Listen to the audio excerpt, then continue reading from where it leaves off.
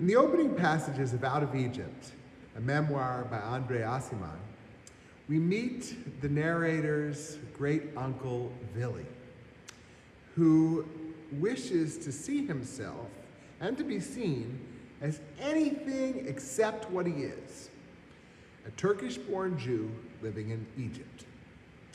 Almost groundlessly, Vili identifies as Italian, enthusiastically supporting Mussolini.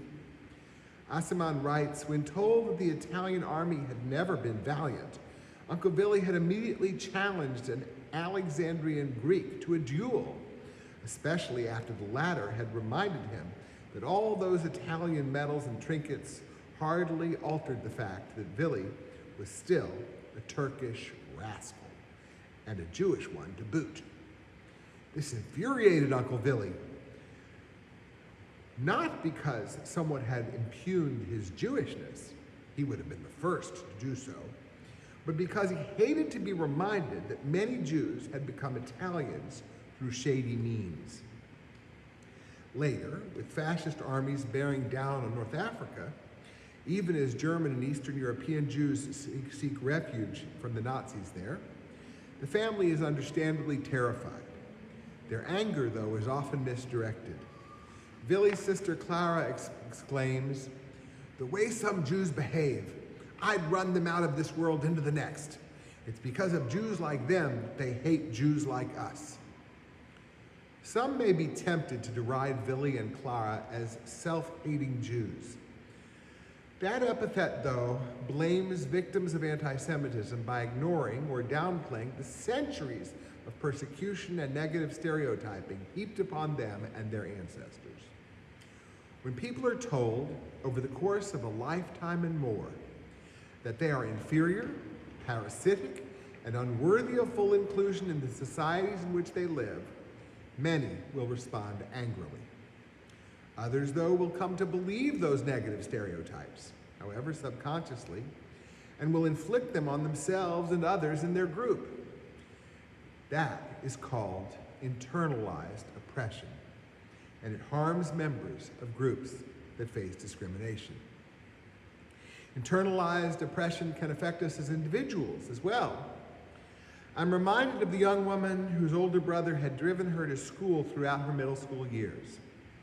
On those rides, the younger sibling had heard her brother insult her intelligence. The brother didn't remember doing that, but when pressed, he acknowledged that he might have been condescending when his younger sister did not know things that upon adult reflection, the brother realizes that he also didn't know when he was his sister's age.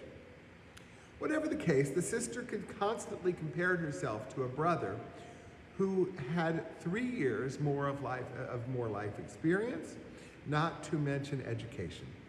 And she increasingly thought herself to be stupid. She had internalized the negativity heaped upon her by her brother, intended or not, and developed a destructive self-image as a result. She had internalized her oppression. Rabbi Lauren Tuckman defines internalized oppression as the notion that marginalized individuals tend to internalize many of society's most degrading and negative ideas about them, including some of the most pernicious stereotypes about aptitude, ability, and feelings of belonging. Internalized oppression can lead to chronically low self-esteem. Rabbi Tuckman points to an example: the enslaved Israelites in Egypt who, in this week's Torah portion, cannot listen to Moses' promises of liberation because their spirits are crushed by cruel bondage. The Israelites have internalized the Egyptian persecution to the point that they are no longer able to think of themselves as worthy of liberation. Rabbi Tuckman writes, "Our environmental reality shapes our imaginative possibility, as do the beliefs that we have about ourselves, internalized from our families, communities, and educational institutions. If one believes oneself to be inherently inferior, dispensable, and unimportant, redemption feels like a fantasy at best." Here in Arkansas, and not only in Arkansas, Transgender and gender nonconforming individuals are faced with constant degradation, increasingly in the form of official government action. In 2021, the Arkansas General Assembly adopted 2 laws restricting the rights of transgender folks. These laws specifically target those most likely to internalize their oppression, namely young people.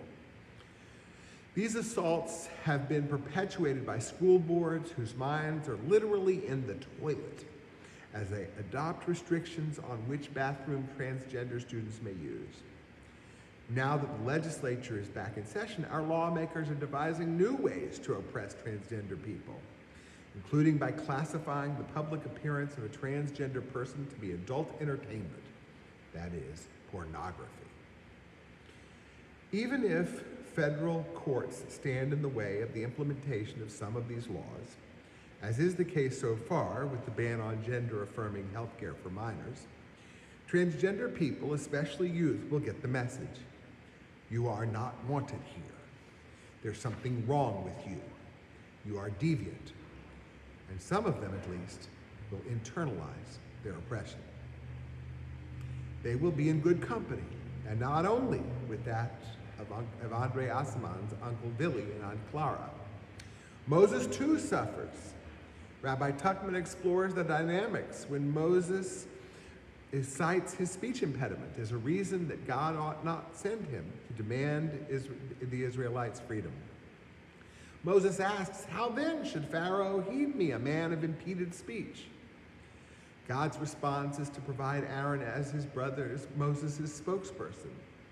Rabbi Tuckman calls this a reasonable accommodation. She writes, significantly, this accommodation does not diminish Moses' role, but instead allows Moses to bring his whole self to his holy work. Even more enlightening is God's reaction to Moses' complaint about his speech impediment in last week's portion, which is particularly poignant in the words Rabbi Tuckman uses to tell it. God reminds Moses and all of us that we are each created b'Tselem Elohim, in the divine image. Who made you as you are, whether you are blind, deaf, have a mobility impairment, a speech impairment, or perhaps an intellectual disability? Maybe you are neurodiverse. You are part of my creation, God says emphatically. And to Moses specifically, after providing the aforementioned accommodation, God demands, now go and do this holy work. As we speak, we at Congregation B'nai Israel are working on a reasonable accommodation for the transgender and gender non-binary folks among us. Our House and Grounds Committee is working with Eileen Hamilton to create an all-gender bathroom. It would be worth spending significant funds to do that, but we are fortunate to be able to do so relatively inexpensively, since we have a preschool restroom no longer used for that purpose that we can retrofit. We will, of course, not require transgender and non-binary people to use that restroom, nor will we restrict it to their use. Anybody may use whichever restroom at Temple is appropriate for them. Just as some people are created with disabilities, Rabbi Tuckman lists, so are some people created transgender or gender non-binary. Reasonable accommodations enable everyone to participate at school, in the workplace, at Temple, and throughout society exactly as they have been created. Moreover, these accommodations send an implicit message. We want you here. You belong. Exactly the opposite message from the one that Uncle Billy and Aunt Clara had received from centuries of anti-Semitism, and exactly the opposite message from the one that the Arkansas General Assembly and the Conway School Board send to transgender people. We must not perpetuate discrimination that leads to a panoply of harms, notably including internalized oppression. Instead, like Moses before them, may all hear, now go and do this holy work.